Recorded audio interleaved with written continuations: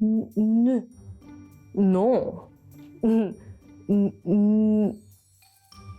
Oh.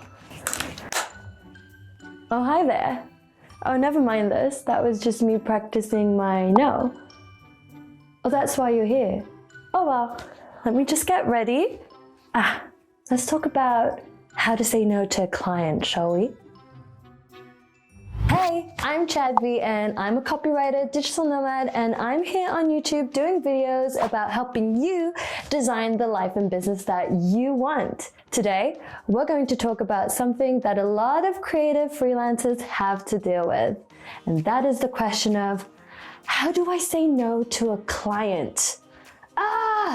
Isn't that one of the most stressful things that you've ever had to do? If you're a people pleaser like I am, you potentially have spent many times saying yes to clients for works that you just never wanted to do. Or maybe you just ended up saying yes to do something that was never part of the job description to begin with. Over the past 2 years of working with freelance clients, I've had my fair share of saying yes to a lot of work that was not getting paid for.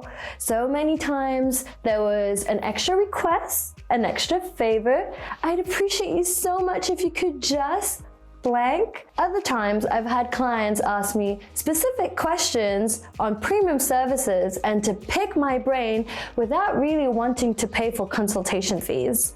And after saying yes to clients multiple times and never getting paid for it, I finally decided enough was enough and I'm going to learn to say no. If you feel like, is it okay to say no to a client?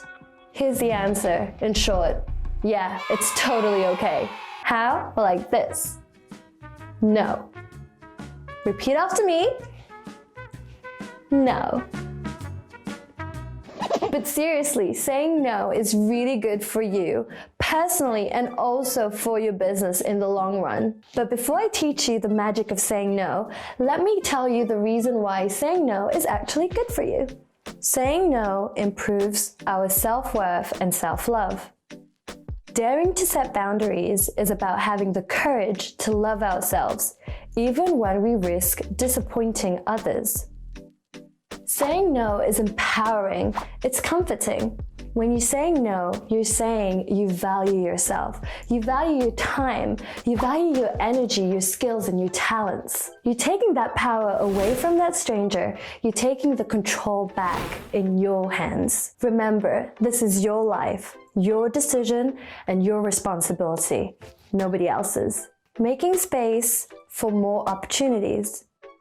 One thing I've realized is if I say no to a client and we're unable to negotiate and it's a breakup at that point, is that I'm just making space for new clients and new opportunities. I feel like a burden has lifted off my shoulders and I get a little bit excited because now I can find more challenging and more exciting projects to work on. Every new client gives you an opportunity on working on a better contract, a better proposal, a better pricing strategy for you, and just creating a win-win situation for you and your client so you can move forward and really focus on that project and really focus on setting those goals and achieving them for your client and for yourself. Helps you develop an abundance mindset. A scarcity mindset is when we're constantly feeling that there's no other clients, there's no other opportunities, there's no other people out there to help us, there's no network, there's basically nothing. At that point, if we lose a client, it's a disaster. Everything is ending and we're losing money and it's game over. On the other hand, if we develop an abundance mindset, we have a positive outlook of what's happening next. If we lose a client, we just start thinking, well, that just creates space for more clients. We start seeing plenty of opportunities coming our way. Mary Folio says it best. When you change a belief, you change everything. Your belief affects your thoughts, which affects your feelings, your behavior, and ultimately the results. When you start saying no to clients, you start developing that abundance mindset. You're switching your thoughts, and your thoughts are going to result in different actions and different results. So now that you know that there's really good reasons for you to say no to a client, how do we do that? Well, before I tell you how, let me tell you some things that you should do before saying no to a client. Number one, if it's an email, sleep on it. Sometimes you read an email and it might be annoying, but it might just be because you're tired or because you're lacking some perspective at that time. Just take some time off, sleep on the email, or if you're having this as a one-on-one conversation with a client, just tell them you need a day to think about it. Sleep on it and decide the next day. Number 2, do you even enjoy working with this client? In the 4-hour work week, Tim Ferriss talks about the 80-20 principle when dealing with his clients. That is, examining whether 80% of complaints are coming from 20% of your clients, resulting in draining your energy and just putting you in a really off mood. Now, the problem with this is because you're already in an off mood, you're not going to end up being on your best behavior or doing your best creative work when you're dealing with 80% of the pretty good clients. Assuming that all your clients are paying the same rates, that's really a disservice to the ones that are actually being really nice to you. You're ending up putting more energy, time, and effort into making that 20% happy while you're neglecting the 80%. So sometimes it's just easier to say no to 20% and bathe in the warmth of 80% of beautiful people who actually love working with you. Your time and energy is valuable, so give it to the right people. Number 3, ask for more information. What exactly is your client looking for? Maybe you can offer an alternative solution that will make you both happy without you having to put in the extra work. At the end of the day, when the client is asking you for something, it's because they're looking for a specific result. And if you feel like you can offer them some other solution to reach that result, or maybe it's something very simple for you, then it might be worth doing it for the sake of building a strong long-term relationship. Remember, if this is a client that you love working with, it might be something to consider. Okay, now we get to the juicy part, how to say no to a client. Here are a few tips that helps me say no to clients, and I hope that they're going to help you too. Number 1, be honest and straightforward. Don't beat around the bush. If it's a service you absolutely do not want to offer to your client, just say it to them very clearly. You don't need to add fluff or over-explain anything. Just say no, or use this script instead. Dear, unfortunately, I will not be able to do this thing for you as they're not part of the scope of this project. This new request will take more time or involve more hours. However, if you want to discuss the project again, I can surely come up with a new proposal including this new request.